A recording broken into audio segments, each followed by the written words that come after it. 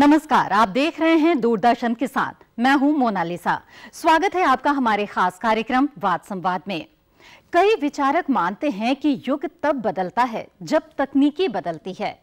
जैसे पहिए की खोज ने इतिहास बदल दिया, फिर इंजन के आविष्कार से शुरू हुई औद्योगिक क्रांति, और आज दौर है डिजिटल क्रांति का।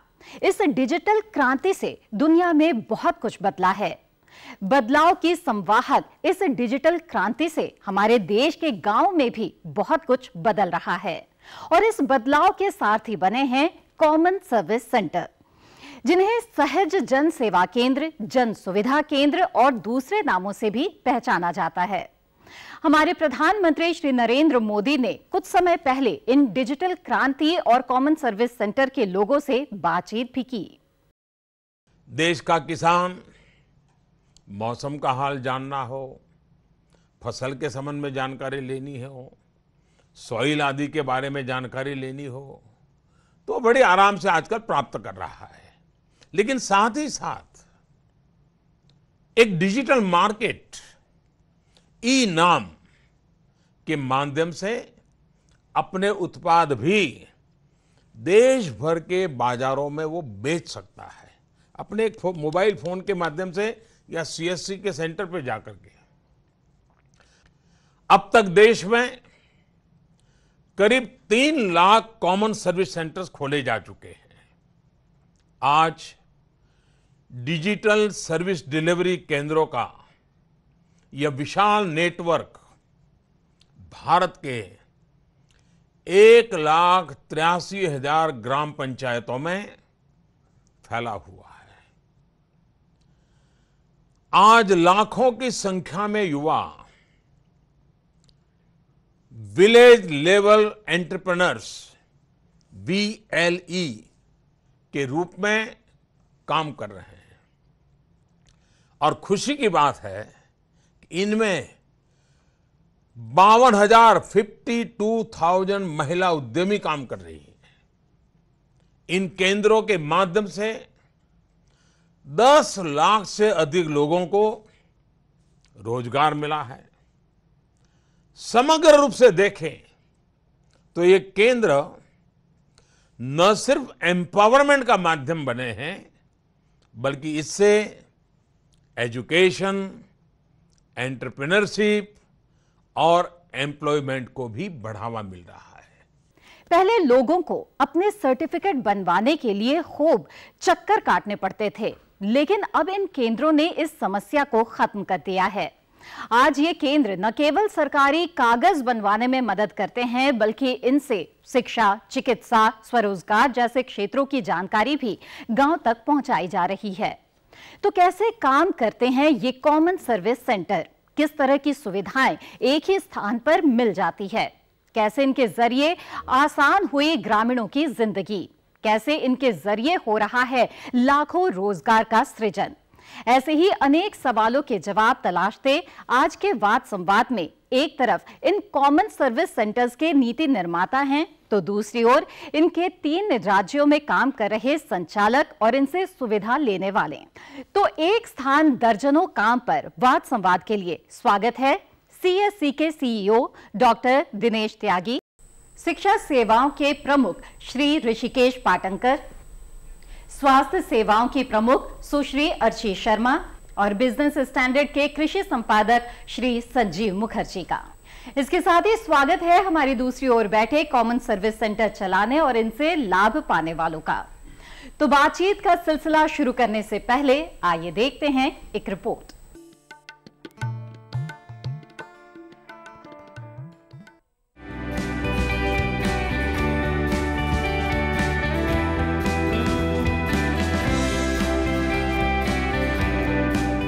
कॉमन सर्विस सेंटर देश के सभी नागरिकों तक सरकारी सुविधाओं को इंटरनेट के जरिए से पहुंचाता है। कॉमन सर्विस सेंटर पर रोजमर्रा के जीवन के जरूरी फॉर्म इंटरनेट के माध्यम से भरे जाते हैं, जैसे Aadhaar card, voter card, ration card, pension, जन्म प्रमाण पत्र, मृत्यु प्रमाण पत्र, बैंक खाता और जीवन बीमा आदि। इसके अलावा इसमें बहुत तरह के काम जो ऑनलाइन हो सकते हैं, उनकी सुविधा इन केंद्रों पर दी जाती है। 30 जून 2018 तक के आंकड़ों के अनुसार देश भर में 3,05,226 कॉमन सर्विस सेंटर काम कर रहे हैं, जिनमें से 2,10,314 केंद्र ग्राम पंचायत स्तर पर कार्यरत हैं। इन केंद्रों पर अभी केंद्र सरकार की 32 तरह की सेवाएं और राज्य सरकारों की 10 से लेकर 174 सेवाएं प्रदान की जा रही हैं। आज कॉमन सर्विस सेंटर की मदद से तरह तरह की सरकारी योजनाओं के लिए आवेदन किया जा सकता है। सरकारी शासनादेश ऑनलाइन देखे जा सकते हैं। अपनी शिकायतों को सरकार तक आसानी से पहुंचाकर उनका समाधान हासिल किया जा सकता है। इससे न केवल आम लोगों को आसानी हो रही है, बल्कि सरकार के संसाधनों पर बोझ कम हो रहा है, जिससे वो अपना काम अधिक तेजी से पूरा कर पा रहे हैं। आज बहुत से सरकारी काम ऑनलाइन तरीके से आसानी से किए जा सकते हैं। पहले सरकारी या दूसरी संस्थाओं से किसी तरह की जानकारी लेना मुश्किल था और कोई सुविधा पाने के लिए आवेदन करने में लंबी लाइनों का सामना करना पड़ता था। साथ ही अगर कोई त्रुटि रह गई हो, उसमें सुधार की संभावना भी कम होती थी। पर डिजिटल क्रांति ने अब इन बातों को पीछे धकेल दिया है। डिजिटल क्रांति के सपने को साकार कर दिखाने के लिए 6 गांवों का खासकर चयन किया गया है। इसमें हरियाणा के पियाला और दयालपुर, झारखंड के चंदन क्यारी और शिवबुद्ध और उत्तर प्रदेश के धनौरी कला एवं सुल्तानपुर शामिल हैं।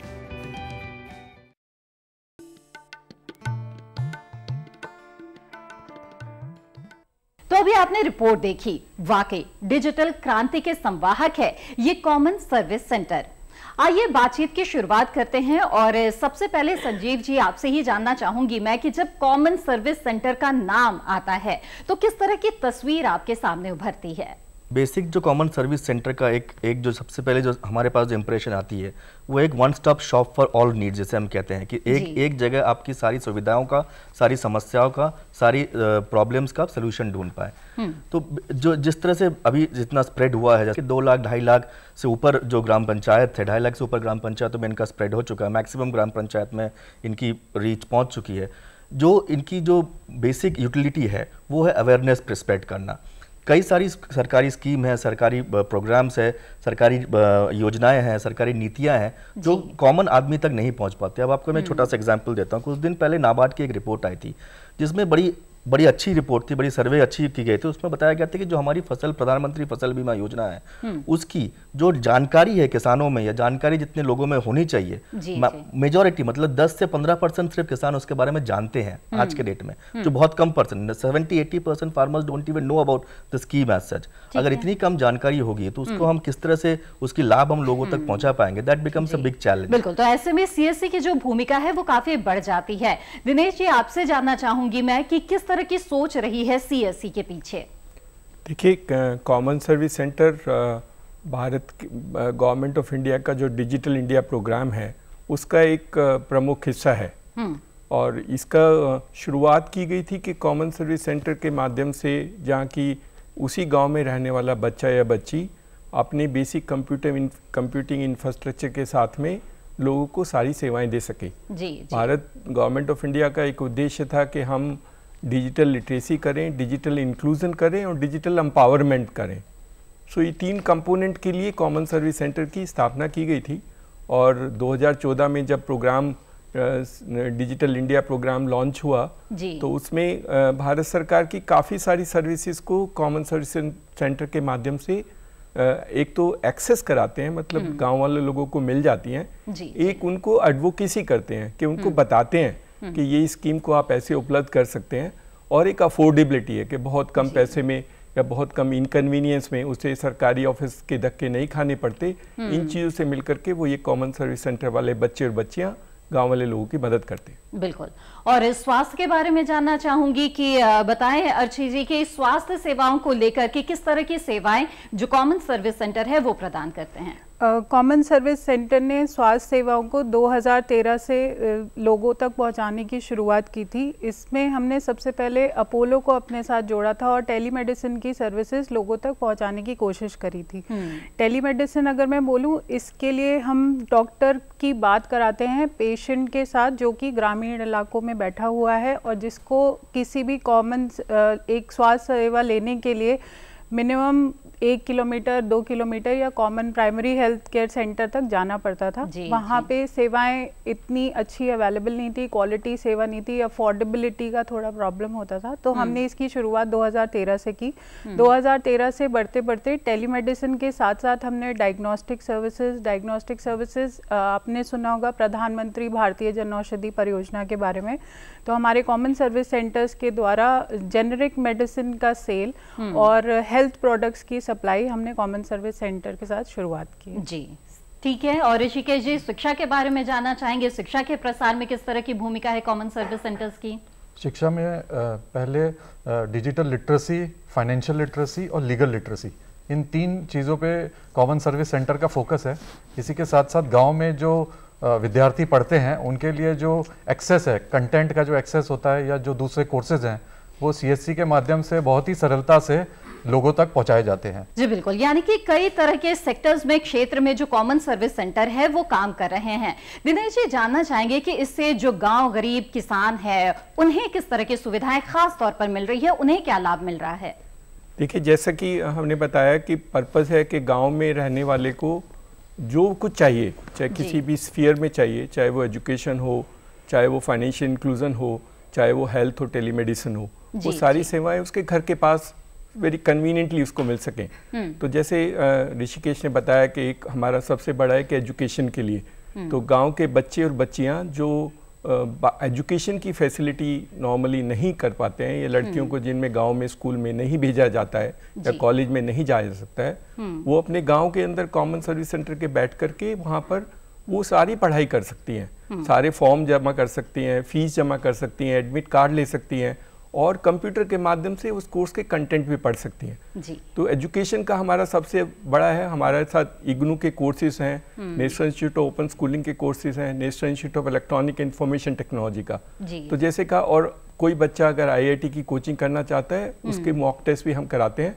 और गाँव में रहने वाला अगर कोई कॉम्पिटिटिव एग्जाम की तैयारी करना चाहता है, चाहे स्टेट बैंक ऑफ इंडिया के एग्जाम्स हों या रेलवे का रिक्रूटमेंट हो या नेवी और आर्मी के रिक्रूटमेंट हो, तो वो कोचिंग की फैसिलिटी मॉक टेस्ट के थ्रू हम दे सकते हैं। जी। मतलब ये हुआ कि गांव में अगर कोई बच्चा या बच्ची या कोई महिला या पुरुष अगर अपनी एजुकेशन लेवल को किसी तरह से या अपने एम्प्लॉयमेंट, उतनी अच्छी शिक्षा नहीं थी, उसके लिए शहर जाना पड़ता था कोचिंग के लिए, अब उसे गांव में भी ये सुविधा मिल सकती है। और तो जैसे संजीव जी आप बता रहे थे कि जो सरकारी योजनाएं हैं उनकी जानकारी का ही बहुत बड़ा अभाव है, लेकिन अब जैसे कि जो कॉमन सर्विस सेंटर्स हैं और वो 3 लाख से ज्यादा जगहों पर ये काम कर रहे हैं, तो इससे जानकारी अब कितनी ज्यादा लोगों तक पहुंच पा रही है? देखिए, जानकारी जितनी पहुंचेगी, आप जितना और जानकारी पहुंच रही है, इसका एक बहुत बड़ा एग्जाम्पल ये है कि लोग आजकल अवेयर होने के बाद उसको उनके लिए डिमांड करने लगे हैं, सर्विसेज डिमांड करने लगे हैं। जो जिस चीज़ का अभाव पहले था कि आपको मिला नहीं मिला, आपको उससे मतलब नहीं था, लेकिन आप कहीं पर भी जाइए, आज लोगों को इतनी अवेयरनेस तो है कि मेरे लिए क्या ड्यू है, क्या मेरे को मिलना चाहिए, क्या मेरे को प्रधानमंत्री ग्राम PMGAY में कौन सा घर मिलना चाहिए, उसका कितना मेरे को आज के डेट में कितना मेरे पास पैसा आ चुका है, कितना आना चाहिए। These are all benefits of having someone जो बीच में इंफॉर्मेशन डेसिमेट कर पाए। इस तरह की कोई भी बॉडी, कोई भी एसोसिएशन या कोई भी जो कॉमन सर्विस सेंटर काम कर रही है, जानकारी होने का मतलब है लोगों को अवेयरनेस और उनको अपने राइट के बारे में जानना। आज क्वेश्चन जो लोग कर रहे हैं कि किसी को फसल बीमा का मान लीजिए कंपेंसेशन नहीं मिला, क्यों नहीं मिला, कहाँ पैसा अटका है, वो जाके इन सब जगहों पे जाके ही कैन फाइंड आउट कि मेरे को कहाँ से पैसा अटक रहा है और कहाँ से मुझे मिलना चाहिए और कब तक मिलना चाहिए। तो ये सब चीजें are direct fallout of awareness. बिल्कुल। तो फसल बीमा है तो फिर स्वास्थ्य बीमा भी है। आपसे जानना चाहूंगी मैं अर्ची जी, जैसे जो स्वास्थ्य है वो सरकार की प्राथमिकताओं में सबसे पहले है, और ऐसे में ये बताएं कि क्या common service centre Ayushman Bharat के साथ भी जुड़ रहा है? Common service centre Ayushman Bharat scheme के साथ ऑलरेडी जुड़ चुका है। हमने एक फॉर्मल एग्रीमेंट NHA के साथ रिसेंटली अभी साइन किया है, जिसमें कॉमन सर्विस सेंटर के माध्यम से जो भी लाभार्थी हैं स्कीम के, उनका रजिस्ट्रेशन कॉमन सर्विस सेंटर के द्वारा किया जाएगा, जिसमें 10 करोड़ फैमिलीज हैं और 50 करोड़ जो सिटीजन्स हैं वो बेनिफिशियरी का रजिस्ट्रेशन कॉमन सर्विस सेंटर के द्वारा किया जाएगा। इसका ऑलरेडी जुड़ाव हो चुका है कॉमन सर्विस सेंटर का इस स्कीम के साथ। जी ऋषिकेश जी, यहाँ पर आपसे जानना चाहूंगी कि हमारे गांव में शिक्षा के स्तर को लेकर कई सवाल उठते रहते हैं। यहाँ तक कि हमने जो प्राथमिक स्कूल है वहां पर भी कई बार देखा है कि बच्चों को सही तरीके से शिक्षा ही नहीं मिल पाती। अब कॉमन सर्विस सेंटर के जरिए जो जानकारी दी जा रही है उसकी गुणवत्ता की जाँच कैसे की जाती है? कॉमन सर्विस सेंटर के थ्रू जो सरकारी स्कीम चलाई जा रही है, जैसे डिजिटल साक्षरता में प्रधानमंत्री ग्रामीण डिजिटल साक्षरता अभियान और जो अल्पसंख्यक मंत्रालय का जो साइबरग्राम योजना है, इन दोनों योजनाओं का क्रियान्वयन CSC के माध्यम से किया जा रहा है। तो हर एक ट्रेनी को जो शिक्षा प्राप्त कर रहा है उसको हम मल्टीलिंगुअल कंटेंट, लोकल लेवल का कंटेंट उसको प्रोवाइड किया जाता है। ट्रेनर की क्वालिटी को हम मेंटेन करते हैं। ट्रेनिंग फैसिलिटी किस तरह की है, कितने कंप्यूटर हैं, कितने लोगों को बैठने की जगह है, क्वालिटी ऑफ ट्रेनिंग पे ध्यान देते हैं, क्वालिटी एश्योरेंस पे ध्यान देते हैं, जिससे कि ऑटोमेटिकली जो एंड प्रोडक्ट है वो क्वालिटी प्रोडक्ट हो। इसके साथ साथ इम्पैक्ट असेसमेंट हम कंटिन्यूसली कराते हैं। सरकारी संस्थान जैसे IIT दिल्ली और कुछ NGOs हैं जो लोकल लेवल पे काम करते हैं, उनकी जो रिपोर्टें आती हैं उसके बेसिस पे हम लर्निंग लेते हैं और फिर उसका फिर से क्रियान्वयन कराया जाता है और लर्निंग ली जाती है। जी, एक छोटा सा ऐड कर दूं कि जो ऋषिकेश ने बोला कि आपने जैसे कहा क्वालिटी कैसे इंश्योर होती है, तो जितने भी काम, एक तो फैसिलिटेशन का वर्क है, मेनली फैसिलिटेट करते हैं लोगों को लर्निंग के लिए, और जब ये प्रोग्राम होते हैं उनका एक रिमोट प्रोक्टिंग एग्जाम होता है। अच्छा। और वो एग्जाम एक इंडिपेंडेंट एजेंसी करती है, तो वो एग्जाम लेने से पता लग जाता है कि कितना उसने सीखा, जो उसके आउटकम्स हैं जो डिफाइंड हैं वो आउटकम्स मीट हुए या नहीं हुए, और उस आउटकम के बेसिस से ही सपोर्ट सिस्टम बिल्ट है। जो लिंकेज है कि इनको कितना सपोर्ट इंसेंटिव मिलेगा, that's based on outcome. So quality is assured through an outcome mechanism, which is done through an independent agency outside the ecosystem.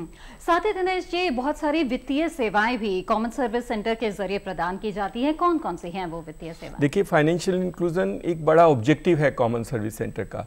उसमें सबसे पहला काम होता है बैंकिंग का काम होता है, जिसमें आप पैसे जमा कर सकते हैं और विड्रॉ कर सकते हैं। तो कॉमन सर्विस सेंटर आज देश में करीब करीब सभी जगह पर वो फैसिलिटी है जिसमें आधार एनेबल पेमेंट सिस्टम के थ्रू गांव में गांव में रहने वाले बच्चे, महिला, पुरुष वो अपने पैसे विड्रॉ कर सकते हैं और डिपॉजिट कर सकते हैं। उसमें 2-3 चीज़ें और भी ऐड हो रही हैं, जैसे बैलेंस इंक्वायरी या मिनी स्टेटमेंट, तो हो जाएगा। It's like an human ATM by definition, कि आप किसी भी अकाउंट, बैंक के अकाउंट का पैसा उसके माध्यम से विड्रॉ कर सकते हो। और ऐसे बहुत लोगों की मदद होती है जो बीमार होते हैं। कुछ गांव में तो बूढ़े लोग बेचारे बैंक जाना ही भूल गए, तो वो सिर्फ कॉमन सर्विस सेंटर से ही अपनी पेंशन या पैसे विड्रॉ करते हैं। दूसरा जो है वो इंश्योरेंस का है।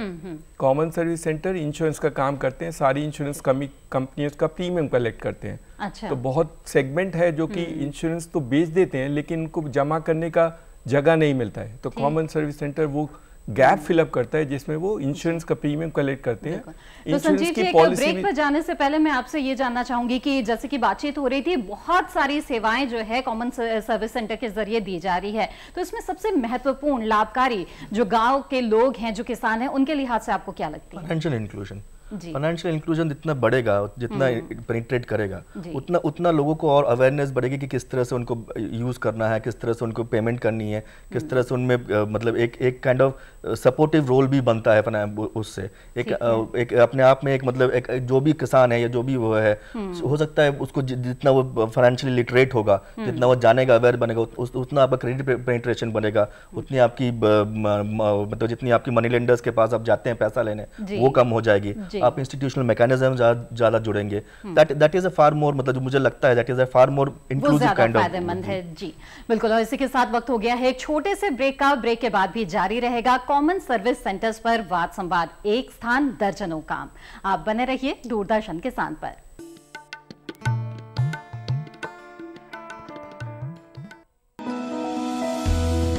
जानकारी जो किसानों के लिए हो लाभकारी,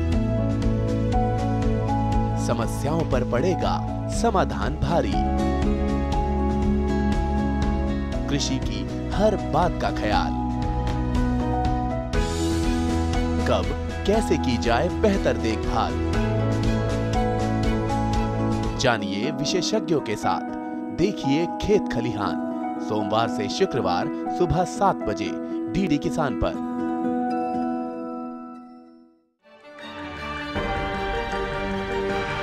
कहां चलेगी शीतलहर, कहां पड़ेगी बर्फ, किधर गरजेंगे बादल, कहां खिलेगी धूप,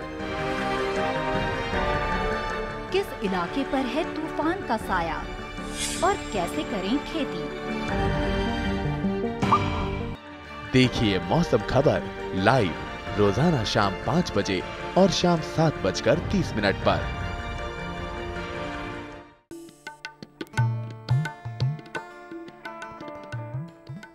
ब्रेक के बाद दूरदर्शन किसान पर आपका फिर से स्वागत है। हम कर रहे हैं वाद संवाद गांव गरीब किसान और आम इंसान के लिए सुविधाओं का संसार परोसने वाली प्रधानमंत्री श्री नरेंद्र मोदी की योजना कॉमन सर्विस सेंटर्स पर। वाद संवाद का दूसरा दौर शुरू करने से पहले आइए देखते हैं एक और रिपोर्ट।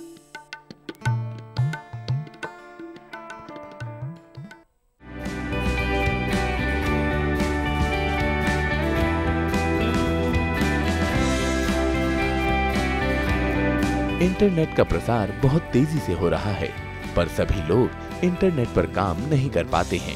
ऐसे में ये केंद्र उनके लिए खास तौर पर मददगार है। कॉमन सर्विस सेंटर किसानों के लिए भी काफी मददगार साबित हो रहे हैं। किसानों को पशुओं के स्वास्थ्य के लिए ई पशु चिकित्सा सुविधा दी जा रही है। साथ ही इनसे महिला सशक्तिकरण को बढ़ावा मिल रहा है। जून 2018 तक के आंकड़ों के अनुसार देश में चल रहे केंद्रों में से 54,800 केंद्रों को महिलाएं चला रही हैं। इससे ई शासन को बल मिला है, जिससे अंततः देश में सुशासन ही स्थापित हो रहा है। इन केंद्रों से आज भ्रष्टाचार पर रोक लगाने में सफलता मिल रही है और आम आदमी की तकलीफें कम हो रही हैं। इन केंद्रों के जरिए आज हर गरीब और जरूरतमंद को सरकारी सेवाओं और योजनाओं का लाभ मिल पा रहा है। आज ये केंद्र सरकारी कामकाज की सुविधाओं से आगे शिक्षा, चिकित्सा संबंधी जानकारियां लोगों तक पहुंचा रही हैं। ये केंद्र कौशल विकास में भी आगे आ रहे हैं। इन केंद्रों पर आज स्त्री स्वाभिमान के तहत सैनिटरी नैपकिन और नई वस्तुओं में LED बल्ब भी बनाए जा रहे हैं। अब इन केंद्रों में एक नई सुविधा FCCG देने के प्रयास हो रहे हैं, जिसके अंतर्गत सामान वितरण भी हो सकेगा। पर अधिक महत्वपूर्ण काम टेलीमेडिसिन और ऑनलाइन शिक्षा के क्षेत्र में किया जा रहा है। बीमार लोगों तक डॉक्टरों की सलाह और दवाई भी इन केंद्रों के माध्यम से मुहैया कराई जा रही है। इन केंद्रों के माध्यम से कई तरह की बैंकिंग सेवाएं, भुगतान सेवाएं, बीमा सेवाएं, पेंशन सेवाएं दी जा रही हैं। इनसे आज डिजिटल क्रांति का सपना हकीकत में बदल रहा है।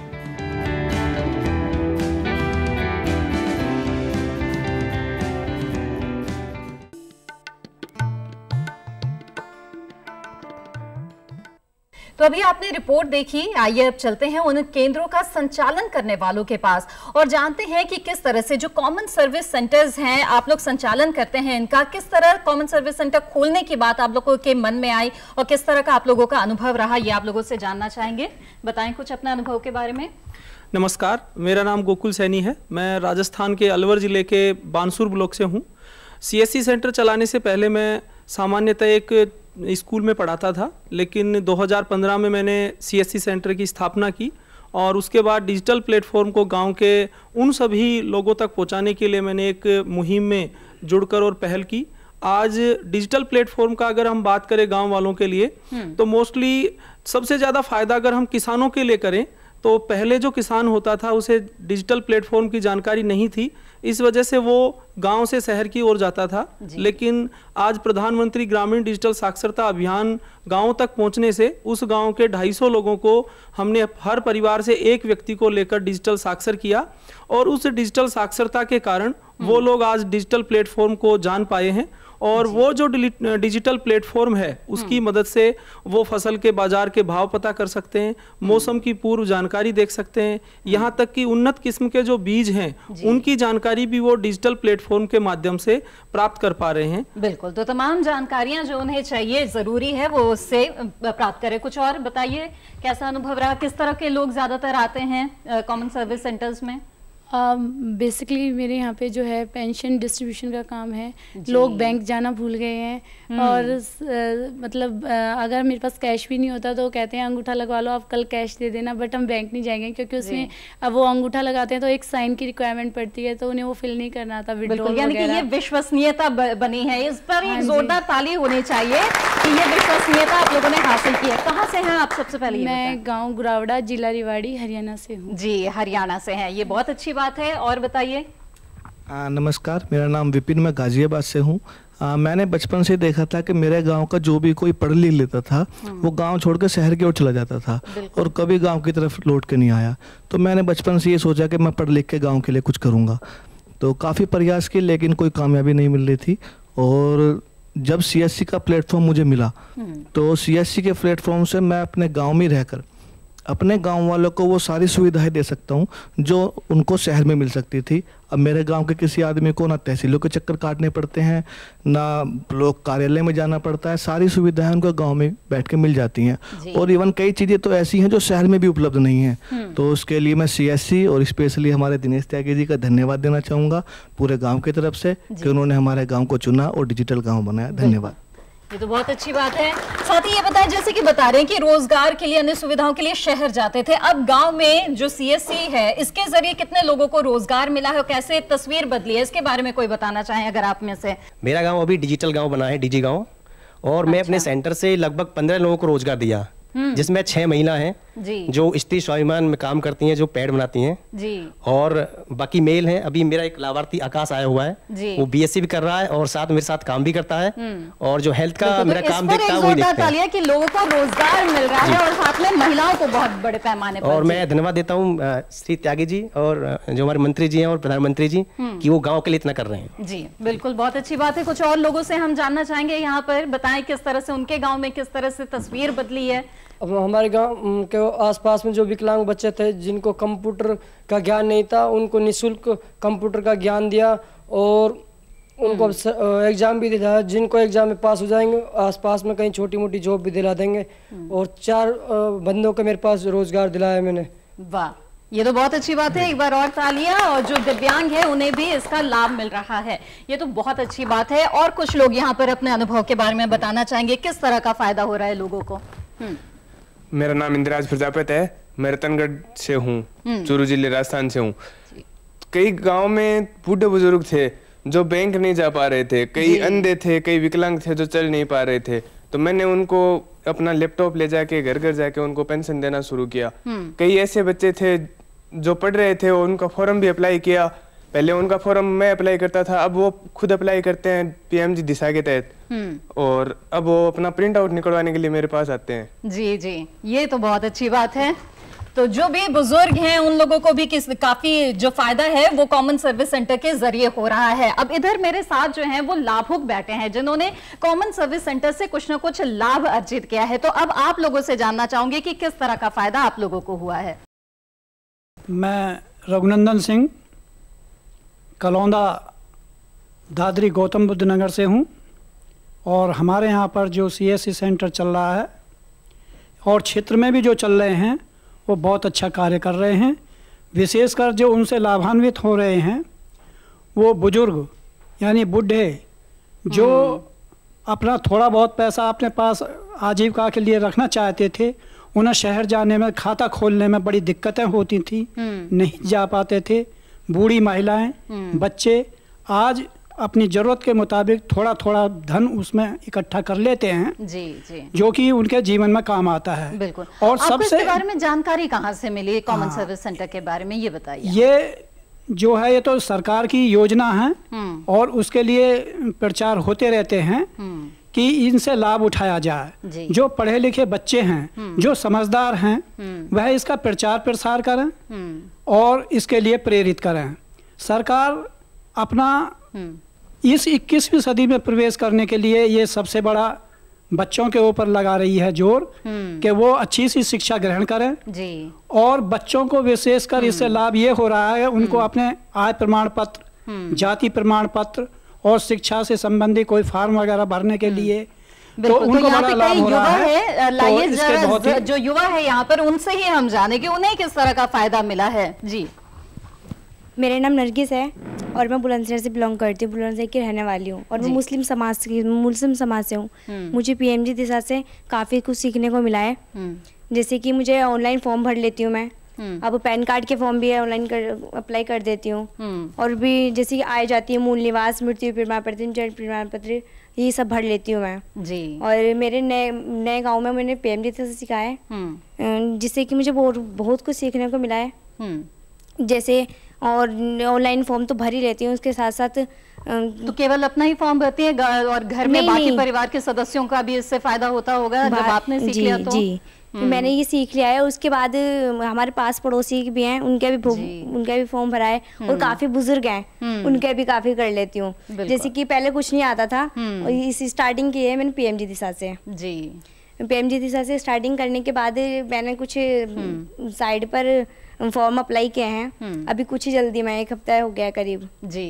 तो चलिए इससे आपको काफी लाभ हो रहा है यहाँ पर और भी जानूं मैं। बताइए आपको किस तरह से जानकारी मिली, पहले ये बताइए सीएससी के बारे में। मेरा नाम क्षमा है एंड मैं गाजियाबाद से हूँ मैम और मैं एक बार गई थी पैन कार्ड के लिए, ठीक है। तो उन्होंने मेरा पैन कार्ड तो बनाया, ऊपर मैंने देखा तो सीएससी का बोर्ड लगा हुआ था वहाँ पे, तो मैंने सर से पूछा सर और क्या सर्विसेज मिलती हैं हमारे यहाँ पे, तो उन्होंने बताया कि ये सर्विसेज हमें मिलती हैं, लेकिन यहाँ पे एक नई से मतलब योजना आई थी वहाँ पे, तो उसका पीएमजी दिशा नाम था, तो उन्होंने मुझे प्रॉपरली 15 दिन की ट्रेनिंग दी।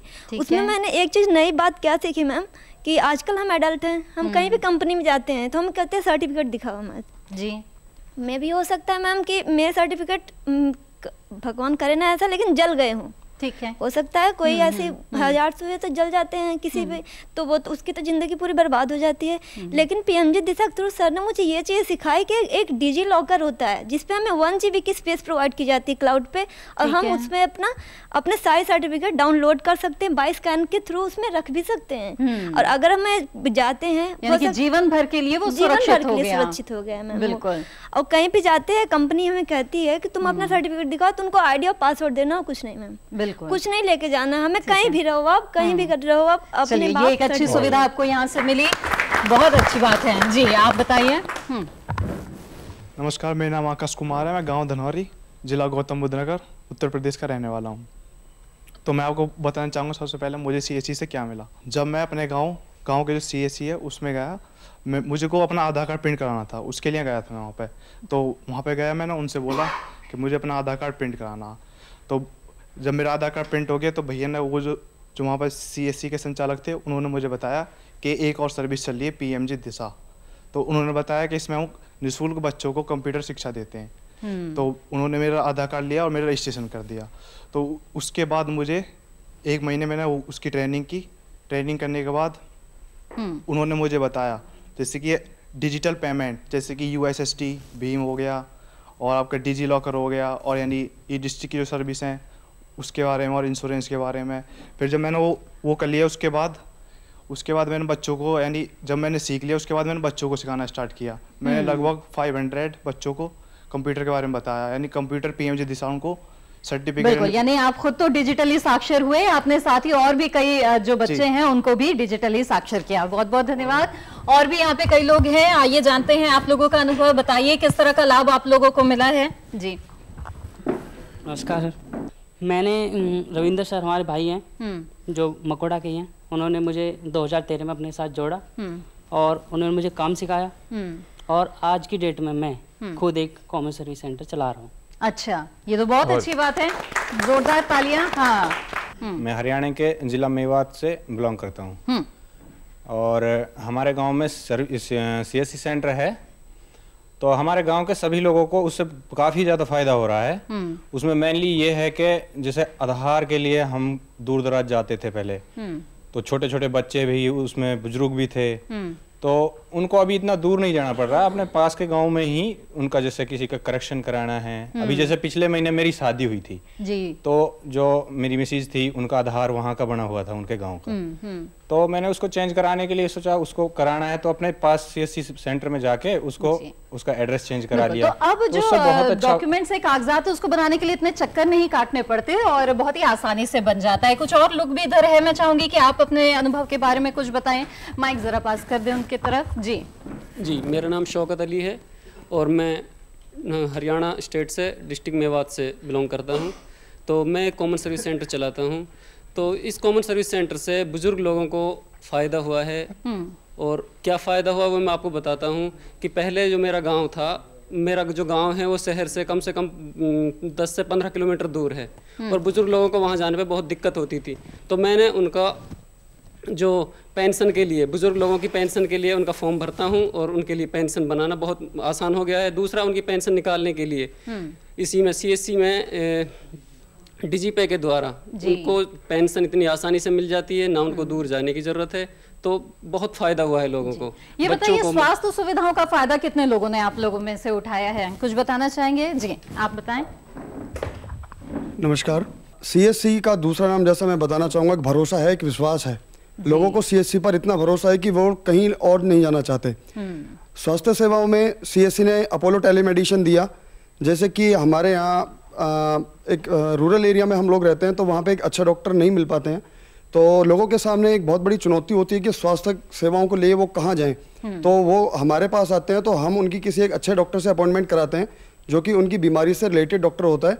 और उसके बाद ग्रामीण हमारे सामने बैठता है और डॉक्टर उनसे कॉल करते हैं वीडियो कॉन्फ्रेंसिंग के जरिए, और वो उनके लिए प्रिस्क्रिप्शन लिख के देते हैं, फिर वो दवाई लेते हैं। तो उससे उनको इतना फायदा मिलता है कि वो दूर दराज के क्षेत्र में भी बैठ के एक अच्छे डॉक्टर से स्वास्थ्य सेवाओं को लाभ ले सकते हैं। और इसकी फीस कितनी ली जाती है?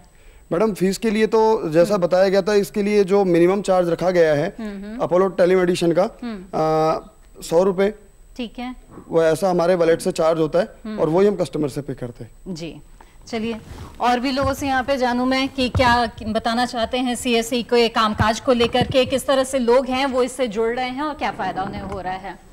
नमस्कार, मेरा नाम उपदेश चौधरी है। मैं जिला बुलंदशहर का रहने वाला हूँ। मेरा जो सेंटर है वो एक पुलिस थाने के पास है जहाँ पे बहुत सारे केसेस आते हैं, और मैं अपने CSC सेंटर के टेली लॉ के द्वारा वकीलों से बात करके, जो कि बहुत अच्छी सहूलियत से हमारे जो कस्टमर्स होते हैं उनको प्रॉब्लम्स होती है उनको बहुत अच्छे से सलाह देते हैं, जिसका फ़ायदा वो लोग उठाते हैं। और मैं अधिक से अधिक ये कोशिश करता हूँ कि वो लोग थाने तक नहीं जाते।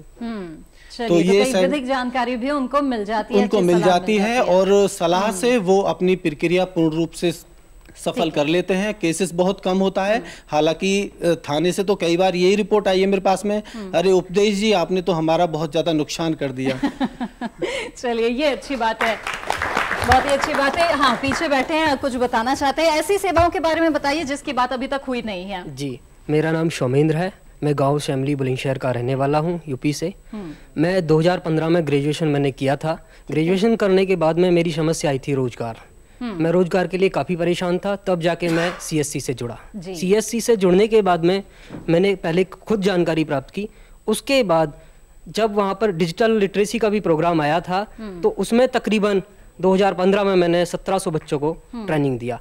आज वो बच्चे और गाँव के लोग ऐसे आके सलाह लेते हैं, जो भी जानकारी हमारे CSC प्लेटफॉर्म पे भी नहीं है, वो हमारे ऑफिस आ जाते हैं, आराम से बैठते हैं और ये पूछते हैं कि भैया ये काम हम करें या ना करें। जो सर्विसें हमारे पास नहीं भी हैं उनके बारे में भी हमारे ऑफिस में आकर के जानकारी लेते हैं। हमें इतना सम्मान मिला CSC के साथ और लोगों को इतना अच्छा प्लेटफॉर्म मिला। आप लोगों की जिम्मेदारियां भी काफी बढ़ गई है इसी के साथ ही कि जो लोगों का भरोसा है वो कॉमन सेंटर, जो सर्विस सेंटर्स हैं उनकी तरफ ज्यादा से ज्यादा बढ़ता चला जा रहा है। और संजीव जी, जब इन लोगों को आप सुन रहे हैं तो क्या मन में बात आ रही है? क्योंकि कई बार लोगों ने ये सवाल उठाया कि ये एक डिजिटल सेवा है, डिजिटल साक्षर नहीं है हिंदुस्तान में लोग ज्यादा, लेकिन हम देख रहे हैं किस तरह से परिवार के एक एक सदस्य को डिजिटली साक्षर किया गया और वो और बाकी लोगों को भी कर रहा है। तो ये सब सुन के आपकी क्या प्रतिक्रिया है? देखिए, इसमें एक चीज़ तो सबसे बड़ी जो सामने आती है वो है कि हम अगर छोटी सी पहल करते हैं तो कितना बड़ा इम्पैक्ट हमारे सोसाइटी में पड़ता है और कितने लोग उससे, एक आदमी से जुड़ने के बजाय 100 लोग उससे और आगे जुड़ते हैं। तो सबसे बड़ी बात मुझे समझ में आ रही है इनमें से कि जो इन्होंने कई लोगों ने बताया वो है कि जो पेंशन है, जो बुजुर्ग, जो ओल्ड एज लोग हैं, जो कहीं जा नहीं पाते हैं, जो विकलांग है, जो मतलब आगे वो नहीं कर पाते, उनके लिए कितनी बड़ी मदद कर रही है ये CSC कॉमन सर्विस सेंटर्स। और सबसे बड़ी बात ये कि इनका जो रीच है वो आज जितने भी विलेजेस में है, जितना ये आगे बढ़ेगा, जितना ये छोटे छोटे और जगहों में जाएगा, एक एक विलेज, एक एक गाँव में जाएगा, उतनी ज़्यादा लोगों में इसकी स्प्रेड और अवेयरनेस बढ़ती जाएगी, जो मेरे ख्याल से ज़रूरत है इसको। Just not confined to panchayat, panchayat से भी आगे इसको ले जाया जाए, इसको आगे और छोटे छोटे गाँव में इसको रीच बढ़ाया जाए। बिल्कुल। तो 2 लाख से ज्यादा ग्राम पंचायत जो है वो तो जुड़ चुके हैं, जो कॉमन सर्विस सेंटर्स वहां पहुंचे। इसके विस्तार के लिए आगे और क्या किस तरह की योजना है त्यागी? देखिए 2,50,000 पंचायत हैं, तो सरकार का तो उद्देश्य है कि कम से कम एक सेंटर हर एक पंचायत में होना चाहिए जी। तो ज्योग्राफिकल इक्विटी इसकी एसेंस है, मतलब इक्विटेबली स्प्रेड होगा।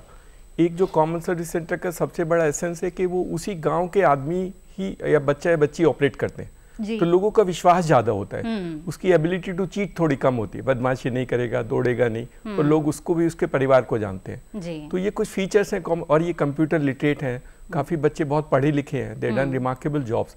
और ये महिलाएं उस सर्कमस्टांसेस में 54,000 विमेन हैं जो कॉमन सर्विस सेंटर देश में चलाती हैं, और एज यूजुअल ये महिलाएं पुरुषों से ज़्यादा अच्छा काम करती हैं, उनका विश्वास ज़्यादा है, उनकी सिंसियरिटी है, कमिटमेंट है, और लोगों को सर्विसेज अच्छे तरीके से, जैसे सोनू बाला ने बोला कि उसके यहाँ लोग आके पैसे बोलते हैं कल दे देना, विश्वास है, वो विश्वास बन जाता है। महिलाओं की बात हो रही है, अर्ची जी बताएं तो महिलाएं होने के नाते आपको क्या लगता है कि किस तरह से महिला सशक्तिकरण की ओर ये एक बहुत बड़ा कदम है? अगर आप सीएससी के इस पूरे आंदोलन को देखेंगे तो करीबन 22% महिलाएं हैं जो आज कॉमन सर्विस सेंटर खुद चला रही हैं जी। उसके अलावा हमने कुछ योजनाएं ऐसी निकाली हैं, जैसे स्त्री स्वाभिमान हमारी एक योजना है जिसमें हम पैड मैन्युफैक्चरिंग करते हैं, उससे हमने काफ़ी सारी महिलाओं को जोड़ा है, रोज़गार दिया है और उनके स्वास्थ्य के लिए उनको जानकारी प्रदान करी है, और वो आगे जाके और महिलाओं को भी इसके बारे में जानकारी प्रदान करती हैं। तो महिला सशक्तिकरण के मामले में एक बड़ा आंदोलन सीएससी खड़ा कर रहा है और धीरे धीरे और महिलाओं को इसके साथ जोड़ रहा है। बिल्कुल। और ऋषिकेश जी, हम देख रहे हैं कि कैसे समाज के अलग अलग तबकों को ये जोड़ रहा है और उन्हें फायदा पहुंचा रहा है, यहाँ तक कि हमने दिव्यांगों के बारे में भी सुना कि उन्हें भी किस तरह से फायदा हो रहा है इसके जरिए। जी, दिव्यांगों में जैसे जो हमारी स्कीम चलाई जा रही है सारी इंक्लूसिव इन नेचर है, तो हम किसी के साथ भेदभाव नहीं करते हैं और डिफरेंटली एबल जो दिव्यांग हैं और उनको इस तरह से इंक्लूसिव स्कीम में जोड़ा जाता है। जी बिल्कुल। तो देखा हमने कि किस तरह से समाज के सभी तबके के लोगों को काफी फायदा हो रहा है कॉमन सर्विस सेंटर्स के जरिए। इसी के साथ वक्त हो गया एक छोटे से ब्रेक का। ब्रेक के बाद भी जारी रहेगा कॉमन सर्विस सेंटर्स पर वाद संवाद, एक स्थान दर्जनों काम। आप बने रहिए दूरदर्शन किसान पर।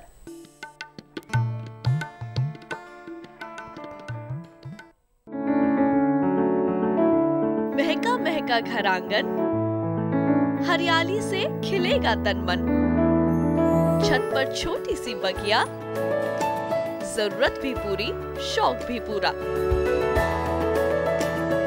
देखिए छत पर बागवानी, शनिवार सुबह 9 बजे।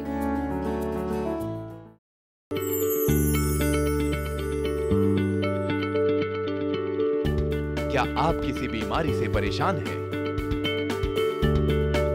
चाहते हैं डॉक्टर की सलाह? तो हम हैं आपके साथ, बताएंगे आपको जीने की राह। समस्याएं आपकी, समाधान देश के मशहूर विशेषज्ञों के। घर बैठे बात करें देश के जाने माने डॉक्टरों से। हमारे लाइव प्रोग्राम स्वस्थ किसान में हर शनिवार शाम 6 बजे से 7 बजे तक।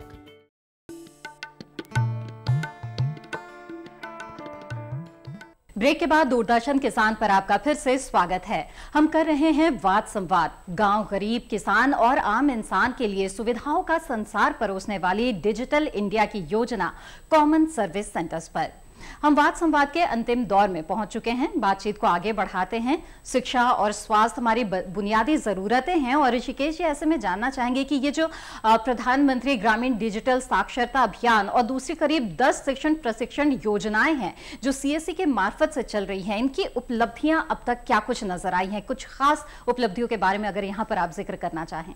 2014 में जो डिजिटल साक्षरता अभियान या नेशनल डिजिटल लिटरेसी मिशन जो चालू किया गया था, उसको 2016 में ही खत्म कर दिया गया। मतलब 4 साल का प्रोग्राम को सीएससी के वीएलडीज के द्वारा 2 साल में कंप्लीट कर दिया गया, जहां पे हमने करीब 82 लाख लोगों को ट्रेन किया और करीब 53 लाख लोगों को सर्टिफाई किया। इसके बाद जो प्रधानमंत्री ग्रामीण डिजिटल साक्षरता अभियान आया, उसमें करीब अभी हमने 1.330 करोड़ इतने लोगों को हमने ट्रेन कर दिया है और करीब 66 लाख लोगों को हमने सर्टिफाई कर दिया है। जी। जब डिमोनेटाइजेशन 2016 में हुआ था तो हमें एक बहुत बड़ा कार्य दिया गया था कि मर्चेंट्स को और आम जनता को डिजिटल कैशलेस पेमेंट के बारे में बताना। तो उसके लिए हमने VLDs के माध्यम से बहुत बड़ा अभियान एक क्रांति की तरह चलाया था, जहां पे करीब 2 करोड़ लोगों को अवेयरनेस कराई गई थी और करीब 27 लाख मर्चेंट्स को हमने ऑनबोर्ड किया था।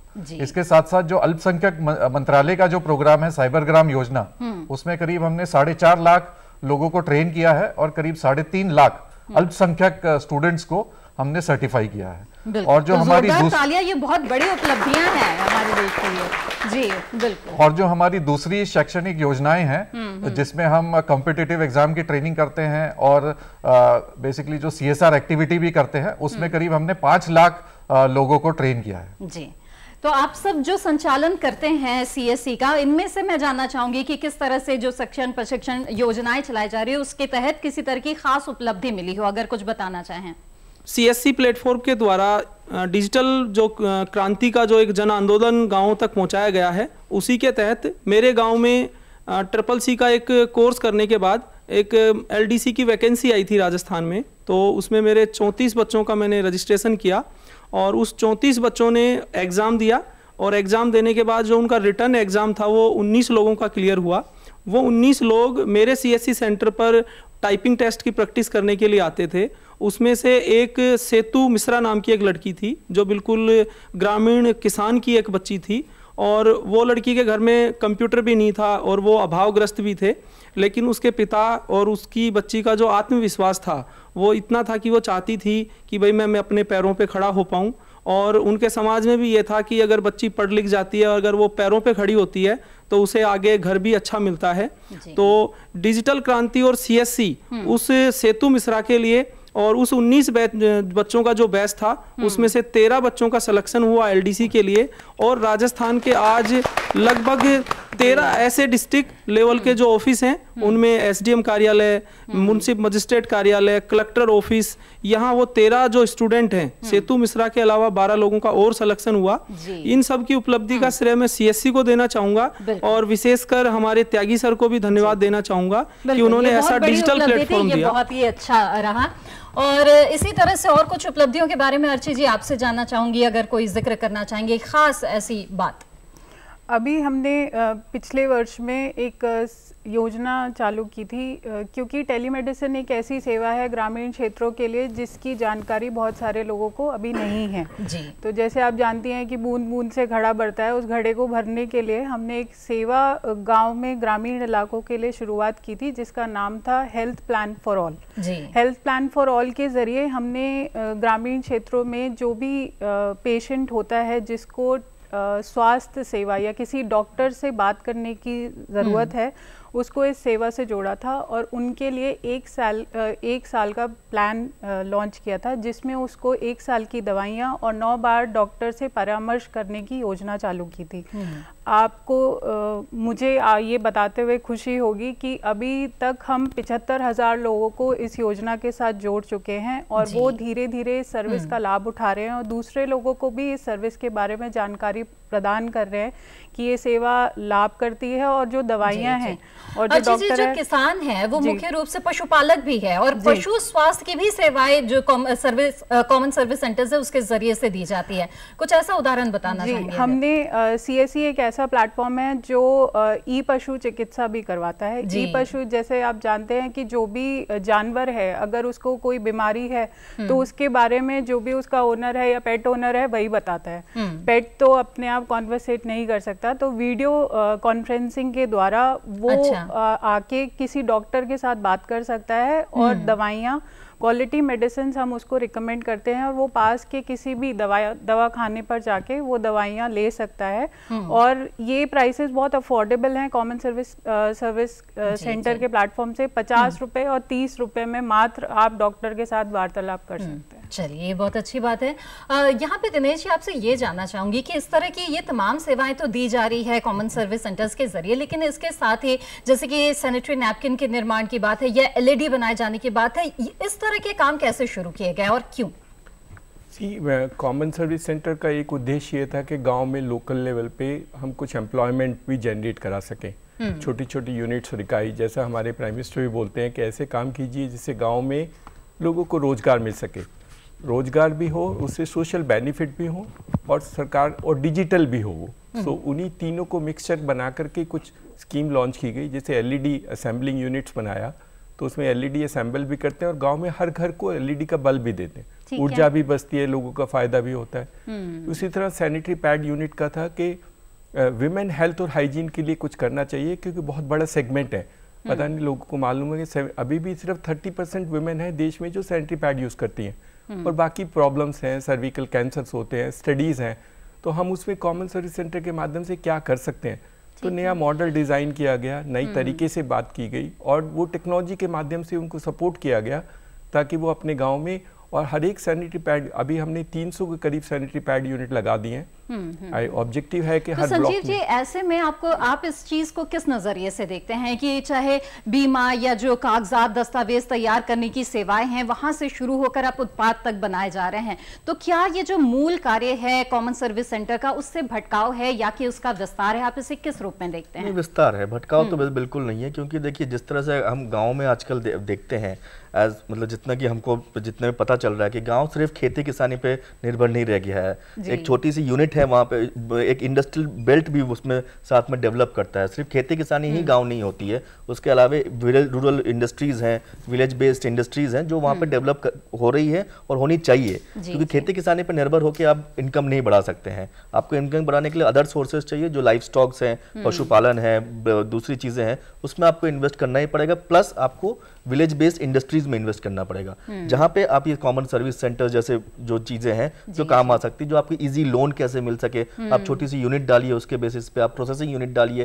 अपने खेत में ही आप शायद हो सकता है कुछ ग्रेडिंग और सॉर्टिंग का छोटा सा काम करवा लीजिए, तो छोटी उसके लिए आप कैसे अब उसमें अप्रोच कर सकते हैं, कहाँ से लोन ले सकते हैं, कहाँ आगे, यहाँ इस तरह की जो सेंटर्स हैं यहाँ पे ये जानना चाहूंगी कि ये जो कॉमन सर्विस सेंटर्स हैं, क्या ये सिर्फ केंद्र और राज्य सरकार की जो योजनाएं हैं उन्हीं संचालित करने का काम करती हैं, या कि जो निजी क्षेत्र है वो भी इसका लाभ ले सकते हैं? दोनों का काम करते हैं। केंद्र सरकार और राज्य सरकार की सेवाएं का पर्पस था, one purpose of the entire scheme was के लोगों के पास वो सारी सरकारी और गैर और स्टेट की और सेंटर की सर्विस मिल सके। दूसरा पर्पस ये भी था कि हम उसके अलावा एक एंटरप्रेन्योरशिप मॉडल के डिज़ाइन करें जिससे कि लोगों को एक एंटरप्राइज बन जाए गांव में, और तो एंटरप्राइज में बिजनेस जो B2C सर्विस हमको बोलते हैं उसी से आता है। जो सेंट्रल गवर्नमेंट है, स्टेट गवर्नमेंट की सर्विस, वो अनेबलर हैं, दे ओनली अनेबल, उनसे ज्यादा इनकम नहीं होती है, इनकम जो होती है B2C से, इसलिए हम बाकी बहुत सारी B2C सर्विसेज यूज करते हैं। और खुद हमने देखा भी कि यहाँ पर कुछ लोग हैं जिन्होंने खुद संचालन शुरू कर दिया है कॉमन सर्विस सेंटर का, तो अगर ऐसे कुछ युवा आगे आना चाहे तो उन्हें आप क्या सुझाव देंगे, वो कैसे शुरुआत करें? कॉमन सर्विस सेंटर में कोई भी आ सकता है, उसको बेसिक कंप्यूटिंग इंफ्रास्ट्रक्चर होना चाहिए, उसके पास स्पेस होना चाहिए, और वो उसी गांव में होना चाहिए। हम बाहर वालों को दूसरे गांव में नहीं अलाउ करते हैं, और वो अगर अपनी क्योंकि इसमें कॉस्ट लगती है कंप्यूटर वगैरह में, और उसमें थोड़ी रिस्क टेकिंग एबिलिटी होनी चाहिए, बिजनेस का एक्यूमेन होना चाहिए, बिजनेस एंटरप्राइज के कैरेक्टर्स होने चाहिए, तभी आप इसको बिजनेस कर सकते हैं। लोगों की सेवाएं करने का एक मन में जुनून होना चाहिए। एक चीज़ है जो मैं आपको बता दूं कि कॉमन सर्विस सेंटर में हम जो एक काम करते हैं वो DBT बोलते हैं हम, डिजिटल डॉक्टर, डिजिटल बैंकर और डिजिटल टीचर। ये तीन चीजें इनकी एसेंस है, इसके अनुसार ही हम बाकी चीजों के साथ में जड़ित करते हैं। लेकिन ये बच्चे और बच्चियां वास्तव में एक रिवोल्यूशन है, हम तो इनको डिजिटल आर्मी बोलते हैं, और डिजिटल आर्मी की तरह है, और डिजिटल आर्मी की तरह लोगों को इकट्ठा करके दोनों काम करते हैं, लोगों को मोबिलाइज करते हैं, लोगों को स्कीम के बारे में बताते हैं, और लोगों को उनको बढ़ावा देते हैं ताकि वो डिजिटल वर्ल्ड के साथ जुड़ करके अपने को एम्पावर और एनलाइटन कर सकें। कॉमन सर्विस सेंटर, जैसे मैंने कहा कि हमारे प्रधानमंत्री का भी सपना है कि हम गांव-गांव में क्रांति लाएं, ये बच्चे वो और बच्चियां उस काम को पूरा करने में लगे। बिल्कुल, और खासतौर पे महिलाएं कैसे इस काम को पूरा करें। अर्ची जी, जाते जाते आपसे पूछूंगी मैं कुछ उदाहरण। जैसे वुमेन हेल्थ एंड हाइजीन की हम बात कर रहे थे, तो स्त्री स्वाभिमान प्रोजेक्ट के द्वारा महिलाओं ने इसको अपने ग्रामीण क्षेत्रों में धीरे धीरे शुरुआत करा है, और इस प्रोजेक्ट के द्वारा कम से कम 6 से 7 महिलाएं इस प्रोजेक्ट के साथ जुड़ रही हैं और वुमेन हेल्थ एंड हाइजीन को अपने इलाकों में प्रमोट कर रही हैं। और जैसे मैंने आपको अभी बताया कि 22% महिलाएं हैं जो कॉमन सर्विस सेंटर खुद चला रही हैं, और अभी हमने रिसेंटली एक मैंडेट निकाला था कि हर एक कॉमन सर्विस सेंटर पे एक महिला का होना बहुत ज़रूरी है। बिल्कुल। तो धीरे धीरे हम इस वुमेन एम्पावरमेंट को आगे बढ़ा रहे हैं। दिनेश जी, अगर सेवाएं हैं तो कुछ लोगों की शिकायतें भी हो सकती है, तो ऐसे में आप ये बताएं कि इन शिकायतों के निपटारे के लिए क्या प्रक्रिया है, क्या व्यवस्था है? शिकायत तो नहीं बोलते हैं, इसके विस्तार में और इसके वृद्धि में एक छोटा सा चैलेंज रहता है, वो रहता है कनेक्टिविटी का। तो अभी भी कुछ कुछ दूर दराज के इलाके हैं, जैसे नॉर्थ ईस्ट में पहाड़ हैं, जहाँ कनेक्टिविटी हमारे पास अभी भी एक चैलेंज रहता है। लेकिन हमारे बच्चे जैसे कहते हैं जुगाड़ टेक्नोलॉजी, वो बहुत सारे डेटा कार्ड यूज करके बनाते हैं, क्योंकि तो एंटरप्रेन्योर है तो शिकायत नहीं करता है, लेकिन उसी के अंदर जो जो कॉन्स्टेंट हैं उनको चैलेंज लेकर के अपने व्यवसाय को बढ़ाता है। But connectivity still continue. जैसे कनेक्टिविटी इंप्रूवमेंट हो गया, अभी हम कॉमन सर्विस सेंटर के माध्यम से गांव को वाईफाई भी दिलाते हैं, और अभी हमने 25,000 गांव में वाईफाई का अभियान शुरू किया है, जो इस महीने के एंड तक हम कंप्लीट कर देंगे। तो ये बच्चे वाईफाई भी बनाएंगे, इंटरनेट भी बेचेंगे, और गांव वाले लोगों को वो सर्विस भी क्रिएट करेंगे। तो हमारा उद्देश्य है कि हम 1 लाख गांव अगर जल्दी से हो सकेगा, सरकार ने सपोर्ट किया तो 1 लाख गांव में वाईफाई चलाएंगे, और वाईफाई के माध्यम से लोगों को रियल रिवोल्यूशन तो तब आएगा जब हम लोगों को इंटरनेट और वाईफाई सस्ते दामों में उनको दिला सके। बिल्कुल, ये बहुत अच्छी बात आपने कही है, और जाहिर है कि डिजिटल इंडिया को हर एक गांव गली तक पहुंचाने में सीएससी की भूमिका महत्वपूर्ण है। उम्मीद है कि आने वाले समय में एक तरफ इन केंद्रों की संख्या बढ़ेगी और इसके साथ ही मिलने वाली सुविधाओं में भी इजाफा होगा। इसी के साथ आज के कार्यक्रम में भाग लेने के लिए आप सभी मेहमानों का बहुत बहुत आभार। आज के वाद संवाद में बस इतना ही। अब मिलते हैं अगले सप्ताह फिर किसी नए विषय पर करने वाद संवाद। आप बने रहें दूरदर्शन किसान पर। नमस्कार।